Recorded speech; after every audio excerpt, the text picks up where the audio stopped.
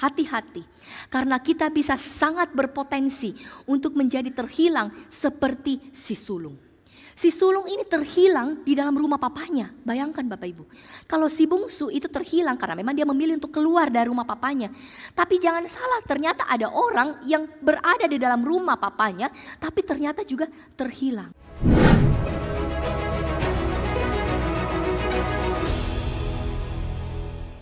Nah, Bapak Ibu Saudara, hari ini kita akan kembali melanjutkan serial kita yang sebelumnya ya. Di dalam masa Prapaskah ini, sejak minggu pertama sebenarnya ya, di dalam bulan Maret, tanggal 2 Maret, kita sudah diajak untuk kembali merenung, menata kembali hati kita, dan kemudian supaya kita bisa menyesuaikannya dengan kehendak Tuhan. Dan di dalam minggu-minggu Prapaskah ini sampai nanti di Paskah, gereja memilih kurikulum khotbah buat kita itu adalah serial atribut Allah. Seri ini Bapak Ibu Saudara bukan hanya dibahas di ibadah umum saja, umum dewasa, tetapi juga di dalam ibadah anak. Jadi anak cucu Bapak Ibu Saudara juga belajar tentang hal ini. Kita bersama-sama satu gereja mau belajar untuk mengenal Tuhan ya. Karena Bapak Ibu, segala sesuatu yang berada di dalam hidup ini itu ditentukan oleh pemahaman kita tentang siapa Allah itu. Ketika kita memiliki pemahaman yang benar tentang Allah, hidup kita akan berjalan dengan benar sesuai dengan iman yang kita pegang.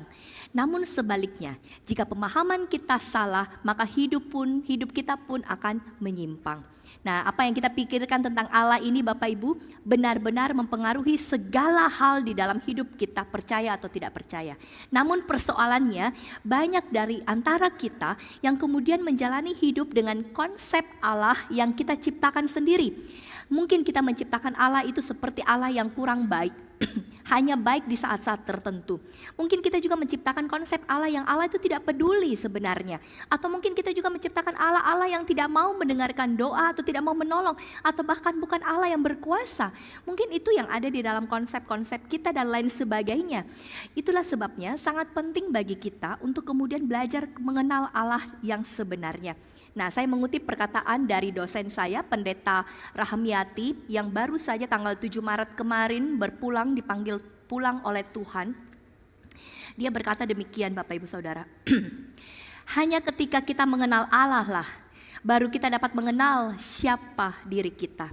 Dan ketika kita tahu siapa diri kita di hadapan Tuhan, kita tahu bagaimana hidup dengan benar di hadapan Allah. Bagian ini sangat sering beliau ungkapkan di kelas, di khotbah. Bapak Ibu Saudara kalau biasa mendengarnya, sangat sering hambanya ini mengatakan demikian. Kenal Tuhan, kenal diri, supaya kita jadi orang yang tahu diri. Kira-kira seperti itu singkatnya. Nah Bapak Ibu Saudara, makanya kita kembali merenungkan akan Allah kita. Siapa Allah kita supaya kita bisa mengenal Dia dengan benar, kita bisa menyembah Dia dengan benar, dan kita bisa berlaku dengan benar di dalam hidup ini. 2 minggu sebelumnya kita sudah mempelajari 2 atribut Allah. Hari ini kembali kita akan lanjutkan atribut Allah yang berikutnya ya. Hari ini kita akan belajar tentang God is gracious, atau dalam bahasa Indonesianya Allah Maha Pemurah. Kita akan mempelajari Allah Maha Pemurah ini melalui perumpamaan yang sudah sangat familiar bagi kita semua, yaitu perumpamaan anak yang hilang yang dicatat di dalam Lukas 15 ayat 11 sampai 32. Lukas 15 ayat 11 sampai 32, Bapak Ibu Saudara bisa membuka Alkitab. Bisa juga melihat nanti di slide-nya ya. Dan untuk menghemat waktu, saya mungkin tidak akan membacakan semua nasnya begitu ya, tapi nanti kita akan lihat perikopnya demi perikop di dalam poin-poin yang akan kita bacakan bersama. Terima kasih. Nah Bapak Ibu, mari kita lihat poin yang pertama. Bicara soal perumpamaan anak yang hilang ini, dari sinilah kemudian kita akan dibawa untuk melihat Allah Maha Pemurah. Bagaimana kaitannya? Nanti kita lihat sama-sama ya. Kita lihat poin yang pertama dari perumpamaan ini dulu, tentang si bungsu dan sang ayah. Oke. Si bungsu dan sang ayah, kita mengenal dulu atau kita belajar dulu lewat poin yang pertama, subpoin yang pertama, pemberontakan dari si bungsu. Di dalam ayat 11 sampai 13 itu berkata demikian kepada kita. Yesus berkata lagi, ada seorang mempunyai 2 anak laki-laki. Kata yang bungsu kepada ayahnya, Bapa, berikanlah kepadaku bagian harta milik kita yang menjadi hakku. Lalu ayahnya membagi-bagikan harta kekayaan itu di antara mereka. Beberapa hari kemudian anak bungsu itu menjual seluruh bagiannya itu, lalu pergi ke negeri yang jauh. Di sana dia memboroskan harta miliknya itu dengan hidup berfoya-foya. Bapak Ibu Saudara lihat di bagian ini kita melihat pertama dulu tentang si bungsu dan si ayah dari perikop bagian ini 11-13 tentang pemberontakan dari si bungsu. Oh, rupa-rupanya dari bagian ini kita lihat Lukas mengisahkan perumpamaan ini bahwa ada anak bungsu yang sungguh sangat tidak tahu diri. Suatu hari dia datang menemui papanya dan kemudian meminta harta warisan yang menjadi bagiannya. Pada masa itu Bapak Ibu Saudara, ketika ayah itu meninggal ya, lalu kemudian ayah itu memiliki 2 orang anak, katakanlah demikian ya, maka anak yang sulung itu akan menerima 2 bagian lebih banyak daripada anak yang lainnya. Misalnya di dalam perikop ini ada 2 anak laki-laki, maka anak yang sulung itu akan menerima 2/3 bagian. Lalu kemudian anak yang bungsu itu menerima 1/3 bagian. Puji Tuhan ya untuk kita anak-anak sulung ya. Nah Bapak Ibu Saudara, pembagian harta warisan ini hanya terjadi setelah ayahnya meninggal, tapi bukan ayahnya masih hidup. Waktu papa meninggal barulah kemudian pembagian harta itu dilakukan. Tetapi di sini kita melihat ayah itu masih hidup, tetapi si bungsu ini sudah datang dan meminta harta warisannya. Dia berkata, berikan kepadaku sekarang. Nah Bapak Ibu Saudara, kita melihat ini tentu saja sikap yang sangat tidak hormat, bukan? Dengan meminta bagian warisan ketika ayah itu masih hidup, sama saja dengan kita mengharapkan kematian sang ayah. Pada dasarnya si bungsu ini, kalau kita mau bilang ya, si bungsu ini tuh ingin mengatakan demikian. Saya sebenarnya menginginkan harta papa, bukan papa. Yang saya mau itu hartanya papa, bukan papa. Bapak Ibu Saudara, kita lihat seperti ini. Kita yang hidup di zaman sekarang ini saja Bapak Ibu, ketika kita mendengar kisah ini, kira-kira bagaimana respon kita? Tentu saja mungkin respon kita adalah, dasar anak tidak tahu diri, bukan saja tidak sopan, tapi ini sudah termasuk kurang ajar. Betul tidak Bapak Ibu Saudara? Nah apalagi di dalam konteks pada masa itu, jangan lupa kejadian ini itu terjadi di konteks masyarakat kuno yang hidupnya sangat patriarkal. Sehingga anak bungsu ini bisa dikatakan memang sungguh sangat amat keterlaluan. Bahkan jika kita melihat di dalam bahasa aslinya Bapak Ibu Saudara, tadi kita melihat ya ada keluar kata harta di sana. Nah kata harta di sana waktu dikeluarkan di sana, kata harta itu di dalam bahasa aslinya yang kemudian kita terjemahkan kalau di dalam bahasa Indonesia, kata harta itu berarti kehidupan. Nah Bapak Ibu Saudara, mengapa kata harta ini, kata harta yang berarti kehidupan ini yang Tuhan Yesus pakai di bagian ini? Kenapa bukan Tuhan Yesus memakai kata harta yang memang artinya adalah uang, yang mungkin memang artinya adalah emas, perak dan lain sebagainya misalnya begitu ya. Tapi kenapa pakai kata harta yang artinya adalah kehidupan? Bapak Ibu Saudara, sekali lagi ini terkait konteks pada masa itu. Rupa-rupanya harta kekayaan pada masa itu berupa tanah, di mana status kehormatan seseorang itu sangat terikat pada tanah yang mereka miliki. Bapak Ibu tahu ya, orang Yahudi itu sangat terikat dengan tradisi mereka, sangat terikat dengan darah mereka, sangat terikat dengan tanah mereka. Dan status serta kehormatan seseorang inilah yang digambarkan seperti atau sebagai kehidupan. Sesuatu yang sangat mengikat, sesuatu yang menentukan dan amat sangat penting seperti kehidupan itu sendiri. Jadi singkatnya begini, kalau orang punya tanah, itu artinya dia punya status dan dia punya kehormatan. Kalau orang punya status dan punya kehormatan, itu artinya barulah dia memiliki kehidupan. Singkatnya seperti itu, gampangnya seperti itu Bapak Ibu. Jadi ketika si bungsu ini meminta bagiannya, maka sang ayah ini yang masih hidup ini, maka dia perlu menjual tanah-tanahnya dulu supaya hasilnya itu kemudian dikumpulkan lalu dibagikan kepada si bungsu. Nah hal ini Bapak Ibu Saudara tentu sangat mencoreng kehormatan sang ayah. Mengapa? Karena dia masih hidup, tetapi apa yang menjadi kehormatannya sudah harus dia lepaskan. Bapak Ibu Saudara mengerti? Status dan kehormatan ini tuh begitu penting dan begitu berharga sekali lagi, sehingga Yesus menggunakan kata kehidupan untuk mengkaitkan atau untuk menggambarkan keadaan status dan kehormatan ini yang adalah milik-miliknya yang lain itu yang berupa tanah. Betapa sang ayah ini perlu mencabik kehidupannya oleh karena permintaan kurang ajar dari anak bungsunya. Bapak Ibu mengerti sampai di sini bagian ini? Jadi bukan hanya sekedar dia gampang-gampang minta uang, lalu kemudian papanya karena memang uangnya banyak, lalu dia buka berangkasnya dia kasih. Bukan dengan demikian Bapak Ibu, tapi dalam konteks ini kita melihat ada pengorbanan yang begitu besar yang dilakukan oleh sang papa. Tetapi si papa melakukan, bagaimana respon si papa di bagian ini kita tahu. Si papa itu bagaimana Bapak Ibu Saudara? Si bapak itu melakukannya, tetap melakukannya karena dia begitu mengasihi anaknya. Sang ayah itu begitu sabar ketika dia harus kehilangan kehormatan yang adalah kehidupannya sendiri oleh karena anak bungsunya. Bahkan lebih jauh, ayah ini kemudian mengalami kepedihan yang begitu mendalam karena dia akhirnya sadar bahwa anak bungsunya ini sesungguhnya tidak mengasihi dia. Anak bungsunya ini sesungguhnya telah menolaknya, tidak menyayangi dia dan tidak mengharapkan dia. Satu-satunya yang ada dalam pikiran dari anak bungsunya itu adalah uang, harta dari si papa. Bapak Ibu Saudara lihat, dengan kondisi seperti ini, kalau saya bertanya kepada para papa yang ada di tempat ini, kira-kira bagaimana respon para papa? Bagaimana respon para papa? Saya lihat papa saya dulu. Bagaimana kira-kira respon para papa? Kalau saya Bapak Ibu Saudara yang jadi papa ini, gue kepret ini anak, tahu enggak? Maksudnya saya suruh keluar dari rumah, saya usir dia kalau ada anak seperti ini.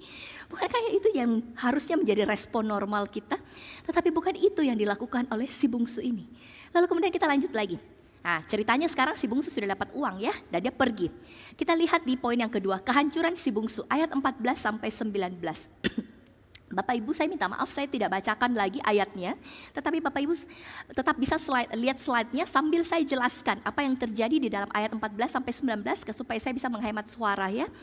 Nah, kita melihat di subpoin yang kedua, kehancuran dari si bungsu. Mari kita lihat apa yang dilakukan oleh si bungsu yang tidak tahu diri ini. Setelah dia mendapatkan uang warisan dari papanya, minggatlah dia dari rumah papanya dan pergi ke kota-kota yang dia suka. Di sana dia hidup dengan moral yang sangat rusak. Dia berfoya-foya semau dia hingga kemudian tidak perlu menunggu lama ya, karena uangnya dipakai foya-foya demikian akhirnya habis ludes semuanya. Dia kemudian menjadi miskin dan ternyata keadaan menjadi semakin parah karena rupa-rupanya di kota tempat dia berada itu muncullah bencana kelaparan. Jadi Bapak Ibu lihat sungguh melaratlah nasib si bungsu ini. Uangnya sudah habis, tahu-taunya di sana di kotanya muncullah kelaparan. Jadi dia seperti orang sudah jatuh ketimpa tangga begitu ya. Nah, untuk bertahan hidup, supaya dia bisa bertahan hidup, maka pergilah si bungsu ini untuk mencari pekerjaan. Lihat ya Bapak Ibu, dari seorang tuan muda yang berada di rumah papanya, dia kemudian kini menjadi seorang pekerja. Bahkan bisa dipastikan dia menjadi seorang pekerja yang sangat rendah. Karena kenapa Bapak Ibu Saudara? Karena tuannya itu sampai menyuruh dia untuk mengurus babi, dan dia yang adalah orang Yahudi yang tahu bahwa babi itu haram, terpaksa mau tidak mau harus melakukannya. Di sini kita melihat berarti sangat rendah kedudukan dari si bungsu ini. Jatuh sedemikian rupa sampai dia harus melakukan itu dan dia mau melakukan itu supaya dia bisa bertahan hidup. Lihat Bapak Ibu Saudara keterpurukan yang dialami oleh si bungsu ini. Tetapi tidak berhenti di sana. Lebih jauh lagi Alkitab itu mengatakan keadaannya sangat-sangat melarat. Sampai-sampai perutnya itu begitu sering kelaparan. Sampai saking laparnya Bapak Ibu dikatakan dia ingin mengisi perutnya itu dengan ampas babi yang menjadi makanan si babi itu. Bayangkan Bapak Ibu Saudara. Tapi tenang dulu. Di dalam bahasa aslinya, ampas babi di sini bukanlah makanan sisa atau makanan sampah untuk pakan babi yang kita kenal di dalam masa kita sekarang. Yang Bapak Ibu tahu itu sangat jorok, sangat bau, karena itu makanan basi, itu sampah yang dikumpulkan semua lalu kemudian dilemparkan kepada babi-babi. Itu yang terjadi di dalam konteks kehidupan kita sekarang. Kita taunya makanan babi itu seperti itu, bukan? Kita taunya pakan babi itu seperti itu. Tetapi Bapak Ibu, ampas babi yang dimaksudkan di dalam Alkitab di sini ketika keluar kata ampas babi, itu sebenarnya di dalam bahasa aslinya ketika kita terjemahkan di dalam bahasa Indonesia artinya itu adalah keration. Keration itu apa? Keration itu rupanya adalah buah dari pohon kerop. Nah, dari buah pohon itulah kemudian mereka petik, mereka olah. Hasil olahannya itu Bapak Ibu bisa menjadi roti yang manis karena aslinya dari rasa dari biji pohon itu adalah manis, sehingga mereka bisa olah itu menjadi roti dan juga mereka bisa olah itu jadi selai seperti itu Bapak ya dalam konteks ini. Sampai di sini Bapak Ibu. Kemudian keration inilah yang kemungkinan besar juga dimakan oleh Yohanes Pembaptis. Kita tahu Yohanes Pembaptis tinggal di padang gurun sebagai pembuka jalan bagi Tuhan Yesus. Di sana dia dikatakan dia makan roti dan belalang. Nah, kemungkinan besar roti inilah yang dia makan, begitu. Nah, sampai di sini Bapak Ibu Saudara mungkin lega dan kemudian berpikir, oh rupanya dia makan itu buah toh, bukan ampas babi toh. Karena Bapak Ibu Saudara bisa bayangkan ya, bagaimana seseorang itu bisa sampai mau makan Makanan ampas babi itu loh yang kita kenal di dalam konteks kita masa kini. Kalau tadi pagi saya cerita sama guru-guru sekolah minggu begitu ya, guru-guru sekolah minggu bilang begini, iya karena kan kita selalu kasih tau anak-anak ya, kita dramatisir ya, dia sampai mau makan itu ampas babi, anak-anak busuknya begitu kan. Oh ternyata begini konteksnya. Tetapi Bapak Ibu Saudara, keadaan ini mungkin kita zaman sekarang ya kita rasa oh baik lah kalau dia cuma makan buah-buah yang diolah jadi roti, bagus itu sudah bisa makan roti. Tetapi Bapak Ibu ternyata tidak segampang itu juga, atau ternyata tidak sebagus itu juga. Kenapa? Karena Bapak Ibu sekalipun si bungsu ini makan keration, makan roti manis yang diolah itu, ternyata keration itu bukan makanan yang dimakan oleh orang pada umumnya. Makanan itu adalah makanan yang memang dilempar untuk babi. Jadi bukan untuk manusia. Memang bisa ada manusia yang makan, tapi kalau manusia yang makan itu berarti betul-betul manusia itu sangat rendah atau keadaan sangat sulit. Karena normalnya orang tidak makan keration, orang makan yang lain. Jadi Bapak Ibu Saudara, kita di sini bisa melihat tepatlah ketika Alkitab menuliskan di sana. Karena memang Alkitab menunjukkan kepada kita kondisi dari si bungsu ini memang sungguh-sungguh sangat terpuruk karena kebodohannya sendiri. Nah Bapak Ibu Saudara, sampai di sini kemudian kita lihat ya, enak-enak dia menjadi tuan muda di rumah, enak-enak dia menjadi anak dari sang papa yang punya semuanya. Tetapi kemudian kita lihat apa yang terjadi. Karena kebodohan dia sekali lagi, karena hawa nafsu dia sekali lagi, dia pergi dari rumah papanya dan jadilah dia seperti itu. Sampai di sini mungkin Bapak Ibu Saudara ada juga di antara kita mungkin yang berpikir, tapi biarkan dia kapok. Siapa suruh dia sendiri yang berjalan, dia sendiri memilih jalannya, biarkan. Mungkin kita berpikir seperti itu Bapak Ibu ya. Tetapi Bapak Ibu ada hal yang mencengangkan. Kita manusia waktu mendengar ini kita pada normalnya kita mungkin akan berespon seperti itu. Tetapi tidak demikian dengan si papa. Mari kita lihat subpoin yang ketiga, respon dari sang ayah. Di ayat 20 sampai 24. Ya. Nanti slide-nya akan dikeluarkan. Nah, respon sang ayah di ayat 20 sampai 24. Saya kembali untuk tidak membacakan, tapi nanti Bapak Ibu Saudara bisa membaca di rumah atau nanti ya bisa lihat di slide ya. Sambil saya menjelaskan penjelasannya. Nah, di ayat 20 sampai 24 dikisahkan respon sang ayah ini. Karena keadaannya sudah begitu hancur, terpuruk, si bungsu ini kemudian sadar akan keadaannya yang amat sangat nyaman ketika dulu berada di rumah papanya. Nah, kemudian itulah yang membuat dia berpikir, saya begitu susah di sini, dulu-dulu saya begitu enak, dulu semua ada, dulu ada pelayan, dulu makanan melimpah, sekarang saya seperti ini, sudah tidak boleh lagi, saya harus pulang. Ini bukan cara yang terbaik untuk hidup, saya harus pulang. Lihat ya, orang kalau belum jatuh tidak akan menyesal ya, ini orang sudah jatuh, akhirnya dia menyesal, dia pulanglah. Lalu kemudian dari kejauhan si bungsu ini pulang. Papa dari kejauhan itu sudah melihat anaknya. Dia melihat anak bungsunya yang bajunya sudah compang-camping mungkin, yang sudah kotor, dekil, dan kemudian juga sudah bau, begitu ya. Waktu papa ini melihat dia, papa ini bukan begini. Waktu dia melihat anaknya, papa ini tidak berkata, oh ini anakku yang kurang ajar pulang, biarkan saja dia. Tidak, tapi begitu dari jauh papanya melihat dia dengan kondisi yang begitu mengenaskan dan kotor. Papanya ini langsung berlari, Bapak Ibu, Alkitab mengatakan, dan dia menampiri anaknya, menemui anaknya, dia peluk anaknya, dia cium anaknya. Bapak Ibu Saudara, ini adalah kejadian yang sebenarnya tidak lazim di dalam pada masa itu. Kejadian ini berlawanan dengan konteks tradisi masyarakat pada masa itu. Lukas mengatakan sekali lagi dia datang menghampiri anaknya, dia peluk anaknya. Padahal sebenarnya kalau sesuai dengan tradisi, sesuai dengan konteks, kebiasaan itu atau tindakan itu sangat terlarang. Kenapa? Karena tindakan lari atau kegiatan lari itu akan mencoreng kehormatan seorang kepala keluarga. Kalau anak-anak itu boleh berlari, orang muda itu dikatakan boleh berlari, perempuan juga dikatakan boleh berlari. Tetapi kalau dia seorang kepala keluarga, dia seorang papa di dalam keluarga, apalagi dari keluarga yang terhormat, keluarga yang punya uang, sangat pantang bagi dia untuk berlari, sangat tidak pantas. Demikian dikatakan dengan konteksnya. Ditambah lagi Bapak Ibu, kita tahu baju yang digunakan orang pada masa itu adalah jubah, begitu ya. Kalau saya sekarang ini pakai celana panjang. Tapi orang pada masa itu tuh memakai jubah yang sampai menutup di mata kaki, begitu ya. Jadi Bapak Ibu Saudara, perhatikan Ketika dia pakai jubah, bagaimana caranya dia bisa berlari? Kalau saya pakai celana panjang, saya bisa berlari. Tapi saya juga pernah pakai baju yang agak panjang. Kalau saya mau berlari di lantai 2, kalau ada apa-apa di sekolah minggu misalnya saya mau berlari, saya harus angkat rok saya sedikit supaya saya bisa lari. Demikianlah juga yang terjadi dengan papa ini. Ketika dia mau berlari, lihat anaknya, dia juga harus angkat sedikit jubahnya supaya dia bisa berlari. Bapak Ibu lihat, orang yang berlari saja itu sudah tidak boleh, itu sudah terlarang. Apalagi ini sampai dia mengangkat bajunya. Itu lebih lagi tidak boleh. Lebih lagi tidak lazim. Tetapi Bapak Ibu Saudara, ayah satu ini memilih untuk melakukan yang tidak lazim ini.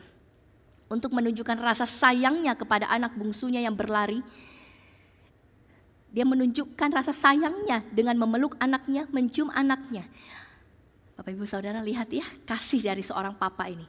Anak bungsu ini pasti sangat kaget Bapak Ibu Saudara ketika dia melihat itu. Lalu kemudian belum hilang kagetnya, tiba-tiba ayah itu sudah langsung panggil para pelayan. Para pelayan datang, siapkan baju, siapkan jubah, siapkan cincin, siapkan sepatu, pakaikan untuk anakku ini. Karena anakku ini harus dikembalikan statusnya sebagai tuan muda di dalam rumah, sebagai anak di dalam rumah. Dia bukan orang compang-camping, dia bukan pengemis tapi dia kembali statusnya sebagai anak saya. Itu tandanya Bapak Ibu.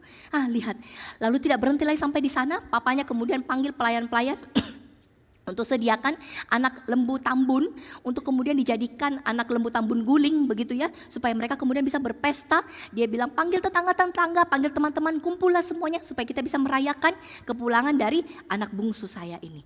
Bapak Ibu lihat, begitu luar biasa yang dilakukan oleh sang papa ini. Seharusnya dia tidak bisa melakukan itu, harusnya dia usir anaknya, tetapi dia tidak usir saja itu sudah ajaib, sudah oke. Tetapi bukan hanya itu, dia sampai melewat batas untuk kemudian dia menunjukkan kasihnya, untuk dia menunjukkan pengampunannya kepada si anak. Nah itu tadi bagian dari si bungsu. Sekarang kita lihat bagaimana dengan si sulung ini Bapak Ibu Saudara ya. Di poin yang kedua kita lihat si sulung dan si ayah. Kembali kita akan melihat subpoin yang pertama. Ada kepahitan dan dalam ketaatan ya, ada kepahitan di dalam ketaatan ketika kita bicara soal si sulung. Mengapa ada kepahitan dan ketaatan? Bagaimana itu? Di dalam bagian ini, Bapak Ibu Saudara bisa lihat slide-nya tetap muncul sambil saya jelaskan. Bapak Ibu lihat, ketika si sulung itu kemudian mendengar dari hamba-hamba ayahnya bahwa adiknya sudah pulang dan papanya itu memberikan pesta, membuatkan pesta untuk dia. Bapak Ibu Saudara, si sulung ini sangat marah. Dia betul-betul sangat marah sampai dia tidak mau masuk di pintu rumah. Dia berdiri di pintu rumah, dia tidak mau masuk. Dia tetap berdiri di luar dan dia tidak mau masuk. Secara terang-terangan kemudian dia juga menolak atau menyatakan penolakannya kepada si papa. Hal ini kemudian memaksa sang papa ya untuk keluar dan menemui si sulung dan berbicara kepadanya. Bapak Ibu Saudara sekali lagi, ini bukan tindakan yang benar, bukan tindakan yang lazim pada masa itu. Kenapa? Karena sekali lagi kepala keluarga tidak melakukan itu. Seharusnya kepala keluarga kalau ada anak yang tidak mau masuk, tidak mau dengar-dengaran, apalagi ini dalam konteks mereka sedang mengadakan perjamuan besar begitu ya, banyak tamu yang diundang. Lalu kemudian ada tamu yang tidak mau masuk, tamunya marah-marah berdiri di luar. Dan tamu itu ternyata notabene adalah anak sulungnya sendiri. Maka seharusnya si papa itu normalnya dan tidak boleh keluar untuk panggil anaknya masuk, tidak boleh. Seharusnya apa yang dia lakukan? Dia usir saja anaknya pulang. Kenapa? Karena kurang ajar. Benar bukan? Tapi si papa ini tidak melakukan itu. Dia keluar, dia panggil anaknya, dia berbicara dengan anaknya. Ayolah anak sulungku, pulanglah, masuklah kembali. Tetapi kemudian apa respon anak sulung ini? Anak sulung ini kemudian dia merasa sudah layak, dia merasa dia pantas untuk protes kepada papanya. Sehingga bagian yang kedua kita lihat ada sindrom merasa layak dari seorang anak sulung. Ya, baik. Bisa minta slide-nya mungkin untuk sindrom merasa layak. Ya, slide saja mungkin lebih baik ya, daripada lihat saya, mending lihat slide Bapak Ibu ya. Nah, lihat di ayat 29 sampai 30 dikatakan di sana si anak sulung itu kemudian protes kepada papanya. Dia menaikkan protesnya dan dia berkata, sudah bertahun-tahun papa, saya kerja susah payah untuk papa, tapi papa potong kambing saja tidak pernah. Sekarang adikku yang begitu jahat, yang sudah menghambur-hamburkan uang, yang pergi dengan pelacur-pelacur pulang, papa malah bikinkan domba tambun yang diguling, yang dibakar begitu enak. untuk dia. Sedangkan saya itu bekerja setengah mati, saya tidak dapat apa-apa, begitu ya. Nah Bapak Ibu Saudara lihat, meskipun sudah diberikan pengertian, si sulung ini tetap menolak untuk masuk, tetap menolak untuk menolak untuk mengerti. Dia tetap marah kepada papanya. Nah, mengapa si anak sulung itu begitu marah? Karena rupa-rupanya kalau papanya melakukan itu semua, rupa-rupanya itu artinya si anak bungsu itu kembali diterima di rumah. Dan kalau si anak bungsu ini kembali terima di rumah, Bapak Ibu lihat, tadi sepertiga warisan, sepertiga uang itu sudah dihabiskan. Jadi sekarang tinggal berapa bagian? 2/3. Lalu kalau kemudian si bungsu ini pulang, maka si bungsu dan si sulung ini akan berbagi 2/3 itu untuk kemudian jadi warisan lagi. Jadi si sulung ini berpikir enak-enak saja, dia sudah habiskan bagiannya. Tetapi papa begitu baik, panggil lagi dia jadi anaknya, terima lagi dia. Si sulung ini sama sekali tidak bisa berpikir begitu dengan akalnya ya. Dia merasa bahwa ini sungguh tidak masuk akal ini tindakan papa. Bisa-bisanya seperti ini. Padahal saya yang harusnya terima, saya yang harusnya dapat itu. Kenapa saya tidak dapat? Seperti itulah yang kejadian dari si anak sulung ini. Bapak Ibu Saudara, sekali lagi si sulung ini betul-betul tidak bisa terima. Sampai-sampai dengan kemarahan dia itu sampai menghina papanya. Dia tidak mau sapa papanya dengan panggilan yang hormat, tetapi dia langsung menegur dengan tajam kepada papanya. Bapak Ibu Saudara, sampai di sini mungkin kita geleng-geleng kepala ya, kita melihat kasihan sekali si papa ini. Sudah berjuang bertahun-tahun membesarkan 2 anak laki-laki, cari uang susah-susah, sampai punya uang, sampai punya banyak harta kekayaan. Lalu kemudian di dalam masa tuanya seharusnya dia bisa menghabiskan waktu-waktu tuanya bersama dengan 2 anak laki-lakinya. Tapi ternyata apa yang terjadi? 2 anak laki-lakinya ternyata anak yang begitu kurang ajar. Entah si bungsu, entah si sulung, dua-duanya demikian. Benar-benar Bapak Ibu kalau kita lihat sungguh kasihan si papa ini ya. Tetapi Bapak Ibu bagaimana respon dari papa ini? Sekali lagi Bapak Ibu, kalau kita jadi si papa, mungkin sudah sangat-sangat sakit hati kita. Mungkin kita sudah sangat-sangat tidak mau menerima lagi anak-anak kita. Mau dia yang bungsu, mau dia yang sulung. Karena demikian kejadiannya. Tetapi Bapak Ibu lihatlah respon dari si papa di ayat 31 sampai 32. Respon dari papa di sana. Respon dari papa di sana itu sungguh sangat tidak masuk akal untuk kita zaman sekarang dan juga zaman itu. Kita melihat si papa itu menanggapi anaknya sekali lagi dengan kelembutan yang sangat menakjubkan. Dia berkata, anakku, dia memulai perkataannya kepada si sulung. Meskipun engkau menghinaku di depan umum, aku tetap menginginkan engkau hadir di pesta ini. Aku tidak akan mengusir adikmu, tetapi aku juga tidak mau mengusir engkau. Maka masuklah, bergembiralah bersamaku. Ini merupakan permintaan yang penuh belas kasihan, yang mengejutkan dan dramatis, bukan? Kita tentu saja bisa melihat harusnya si papa itu bisa usir anak-anaknya. Tetapi dia tidak lakukan itu. Dia keluar, dia cari, dia bicara kepada anak-anaknya. Dan dia, ayo masuklah bersama-sama denganku. Bapak Ibu sekali lagi ini dari peristiwa ini kita kemudian bisa melihat ada Allah, ada Bapa yang sungguh-sungguh sangat murah hati. Ada Papa yang sungguh-sungguh sangat gracious dengan hatinya. Nah kemudian kita masuk ke dalam poin yang ketiga.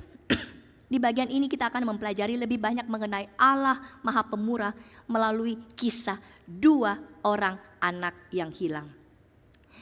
Bapak Ibu Saudara, dari penjelasan poin 1 dan poin 2, kita kemudian tahu ada berapa anak yang hilang Bapak Ibu? Ada 1 anak yang hilang, ada 2 anak yang hilang. Si bungsu yang sudah jelas anak yang hilang, lalu kemudian tanpa sadar juga mungkin kita tidak pernah memikirkan dengan lebih dalam begitu ya. Ternyata si sulung ini juga adalah anak yang hilang. Jadi ada 2 anak yang hilang di dalam perumpamaan ini.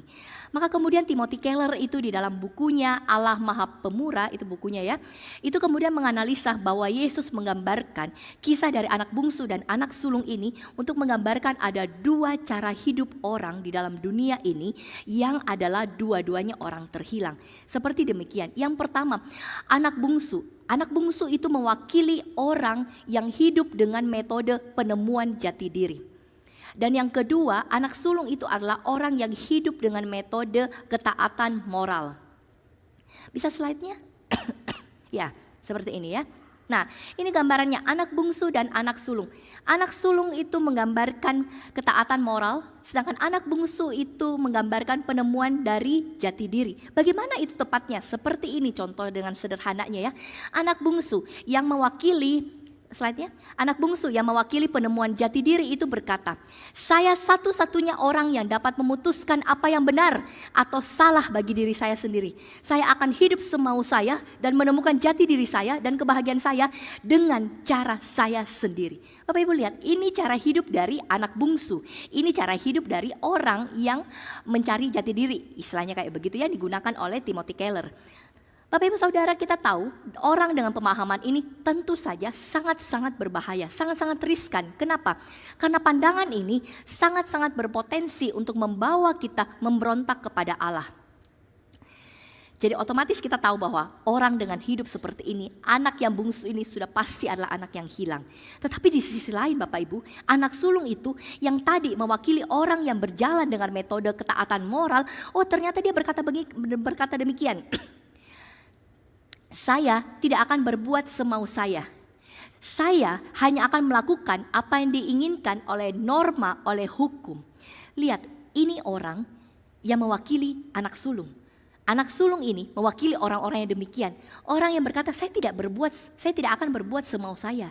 Saya hanya akan berjalan sesuai dengan hukum dan norma yang berlaku.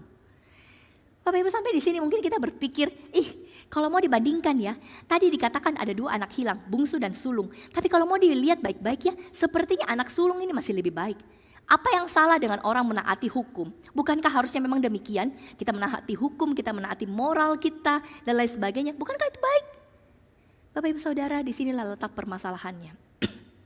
Dari perumpamaan ini, Yesus mengajak kita untuk memperhatikan ada bentuk keterhilangan yang tidak kentara, namun memiliki dampak yang tidak kalah merusaknya. Kita melihat bahwa si sulung ini marah sedemikian rupa dan dari mulutnya keluar kata-kata yang kasar dan penuh kebencian. Inilah tanda awal bahwa kita orang-orang yang memiliki jiwa seperti si sulung, yaitu ketika kita bukan saja merasa sedih tetapi kita juga marah ketika hidup itu tidak berjalan sesuai dengan harapan kita. Anak-anak sulung ini percaya bahwa jika mereka menjalani kehidupan dengan baik, maka mereka layak mendapatkan kehidupan yang baik pula. Mereka beranggapan bahwa jika mereka sudah berusaha keras untuk hidup dengan aturan, dengan norma dan moral yang berlaku, maka Allah itu berutang kepada mereka untuk memberikan kehidupan yang lancar, yang mulus. Itu yang ada di dalam benak si anak sulung ini. Lalu apa yang terjadi ketika kehidupan anak sulung itu ternyata dipenuhi oleh banyak masalah dan kesulitan? Apa yang terjadi? Dia pasti kemudian akan protes kepada Tuhan. Dia pasti akan merasa bahwa saya sudah hidup sesuai dengan standar moral Tuhan. Saya sudah mematuhi aturan-aturan-Mu, tapi kenapa hidupku seperti ini? Karena kenapa Bapak Ibu? Karena dia merasa saya tidak pantas menerima penderitaan yang ada pada hidupku.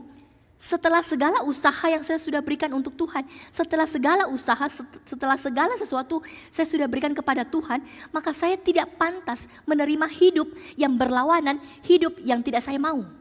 Itu yang ada di dalam benak si sulung. Bapak Ibu lihat ya, itulah yang kemudian menjadi salah di mata Tuhan.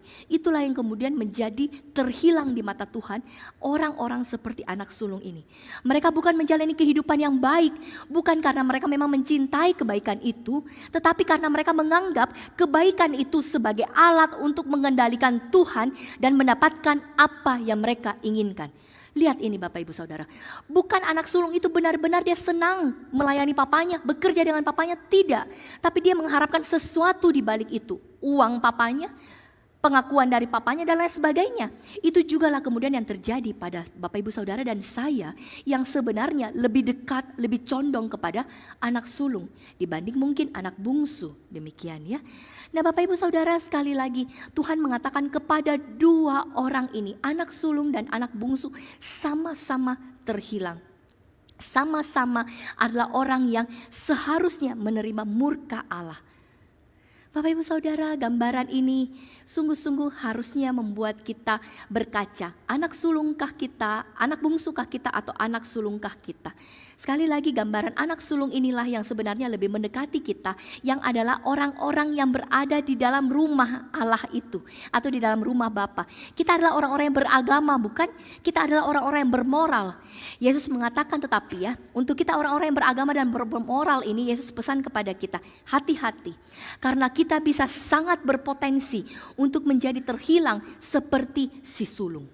Si sulung ini terhilang di dalam rumah papanya. Bayangkan Bapak Ibu. Kalau si bungsu itu terhilang karena memang dia memilih untuk keluar dari rumah papanya. Tapi jangan salah, ternyata ada orang yang berada di dalam rumah papanya, tapi ternyata juga terhilang. Inilah yang kemudian menjadi gambaran bagi Bapak Ibu Saudara dan saya. Karena kenapa? Karena rupa-rupanya kita sebagai anak sulung yang ada di dalam, rupa-rupanya kita itu bisa memberontak, melawan Allah dan menjadi terasing walaupun itu dengan melanggar aturannya atau dengan menaati kehendaknya dengan rajin. Saya ulangi ya. Karena Bapak Ibu Saudara lihat, baik anak bungsu atau anak sulung, dua-duanya dapat terhilang. Kenapa? Karena kita dapat memberontak melawan Allah dan merasa terasing di hadapan Allah, baik dengan melanggar aturannya maupun dengan melakukan kehendaknya dengan rajin. Ini sebenarnya adalah pesan yang mengejutkan. Oh, rupa-rupanya saya pikir hanya anak bungsu lah. Karena dia memilih untuk melawan Allah. Dia memilih untuk melawan papanya. Sehingga jelas dia adalah anak yang hilang. Oh, rupa-rupanya juga di satu sisi jangan salah. Kita perlu berhati-hati. Karena kita sebagai anak-anak sulung, kita belum tentu juga benar di hadapan Tuhan. Ada banyak hal yang perlu kita koreksi di dalam diri kita, di dalam hati kita. Ketika kita mengikut Tuhan ternyata. Dan Bapak Ibu Saudara, dua-dua anak ini kemudian sampai di sini kita melihat dua-dua anak ini benarlah kalau dikatakan dua-duanya adalah anak yang hilang. Hanya mereka berdua memiliki keterhilangan dengan versi yang berbeda. Versi anak bungsu kah atau versi anak sulung kah? Di manakah Bapak Ibu Saudara berada? Nah, dengan keadaan yang seperti ini Bapak Ibu, kita hanya ada dua, hanya anak bungsu atau hanya anak sulung. Dengan keadaan dua yang seperti ini, apa yang anak sulung dan anak bungsu itu perlukan? Tidak ada yang lain. Anak bungsu dan anak sulung ini yang terutama dan yang pertama yang dia perlukan adalah harus ada Allah yang aktif datang untuk mencari dan mengasihi mereka terlebih dahulu. Perhatikan Bapak Ibu bagaimana ayah di dalam perumpamaan ini sampai keluar untuk menemui anaknya, untuk menunjukkan kasih dalam upaya supaya apa? Untuk tarik anaknya masuk kembali. Si papa ini sampai berlari untuk panggil anaknya pulang. Si papa ini sampai keluar untuk menyambut anaknya yang sulung, untuk bicara kepada dia supaya apa? Supaya yang sulung juga masuk kembali. Lihat, si bungsu, si sulung, dua-duanya ditemui oleh Allah. Dua-duanya ada Allah, ada Bapa yang berinisiatif untuk memanggil mereka, untuk tarik mereka kembali masuk ke dalam rumahnya. Dia tidak menunggu anak bungsu ini di depan pintu sambil berkata, itu anakku sudah pulang, biarkan dia datang saja di sini, saya tidak usah tunggu dia, saya tidak usah sambut dia, karena memang dia anak yang kurang ajar. Tidak, tetapi kemudian dia berlari mendatangi anaknya, bukan? Bukan pertobatan si bungsu yang kemudian membangkitkan papa itu untuk menggerakkan kasihnya, tidak. Anak bungsu itu tidak melakukan apa-apa, tetapi kasih papalah yang kemudian membereskan hidup anak itu. Kasih papalah yang kemudian mengungkapkan penyesalan dari anak bungsu itu. Lalu kemudian si sulung, si ayah juga keluar kan, si ayah juga yang keluar untuk cari si anak bungsu, yang hatinya terluka, yang hatinya penuh amarah.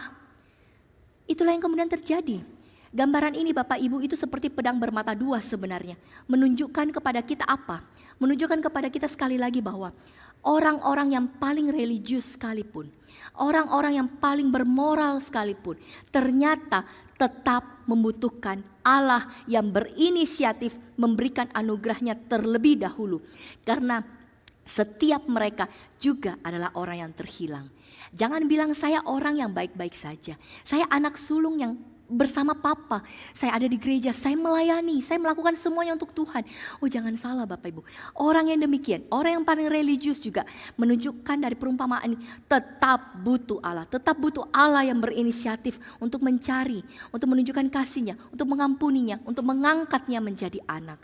Itu yang kemudian terjadi dalam kehidupan kita Bapak Ibu Saudara. Kita tidak akan pernah bisa menemukan Allah jika Allah yang maha pemurah itu tidak terlebih dahulu mencari dan mengasihi kita. Hal ini benar-benar terjadi demikian Bapak Ibu, dan kebenaran ini benar-benar terungkap di dalam Lukas pasal 15 ini. Secara khusus di dalam ayat 1 sampai ke 3. Bapak Ibu Saudara, di dalam Lukas 15 ini sebenarnya kita tahu bahwa bukan hanya ada satu perumpamaan, tapi ternyata ada 3 perumpamaan yang dicatat. Perumpamaan yang pertama adalah tentang anak domba yang hilang. Perumpamaan domba yang hilang, lalu kedua adalah perumpamaan dirham yang hilang. Lalu kemudian yang ketiga barulah perumpamaan 2 anak yang hilang ini. Bapak Ibu Saudara, dari 3 perumpamaan ini, 3-tiganya memiliki satu kesamaan. Apa kesamaannya? Sama-sama ada yang hilang. Ada domba yang hilang, ada dirham yang hilang, ada anak yang hilang.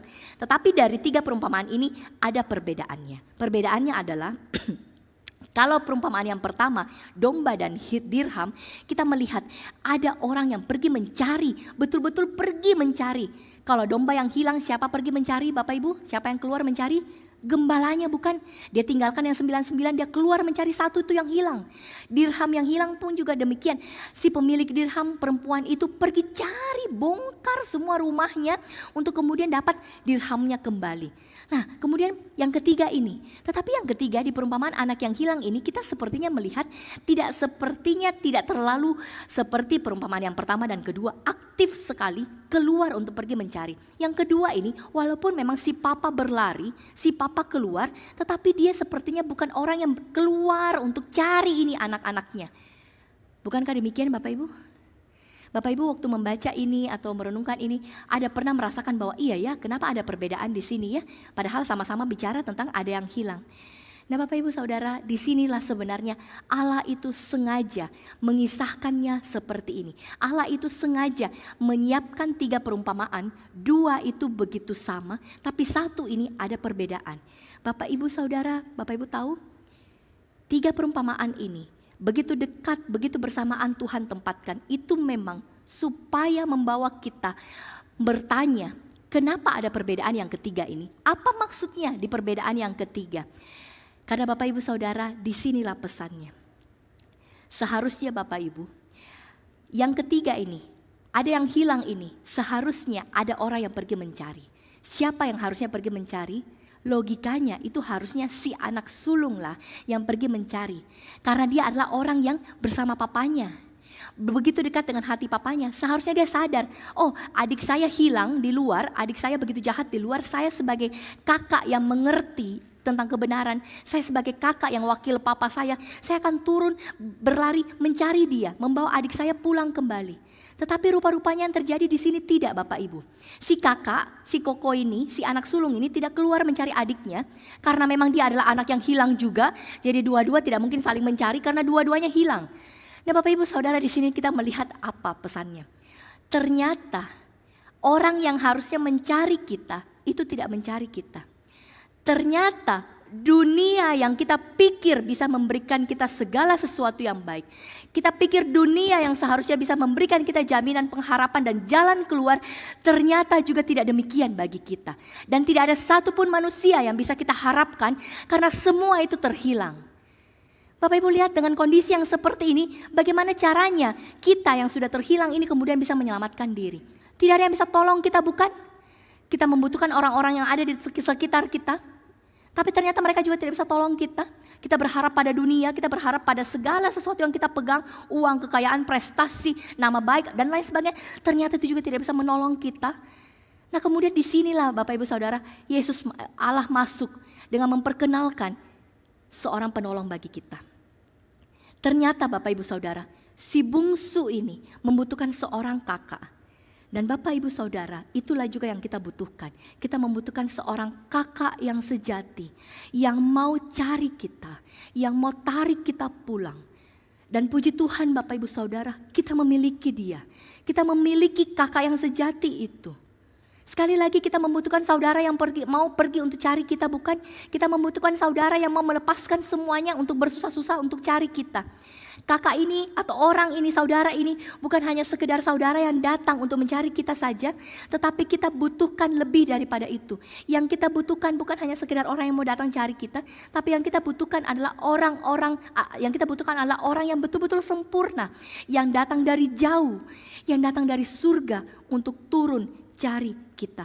Kita membutuhkan saudara yang bersedia membayar utang yang tidak mungkin kita lunasi. Bukan hanya dengan sejumlah uang, melainkan dengan harta yang tidak ternilai, yaitu dengan nyawanya sendiri. Kita membutuhkan orang yang sedemikian. Kita membutuhkan penolong itu untuk bisa membawa kita kembali ke dalam keluarga Allah. Kita membutuhkan seorang kakak yang sejati. Siapa kakak yang sejati kita itu? Yesus Kristus. Allah sebagai Bapa yang baik, sebagai Bapa yang sejati kita, untuk menolong kita, Dia harus melepaskan kakak yang sejati bagi kita, supaya itulah menjadi keadilan Allah, sekaligus juga kasih Allah dinyatakan di sana demi untuk menarik saudara dan saya pulang kembali kepadanya. Kakak yang sejati kita sudah membayar utang kita di atas kayu salib.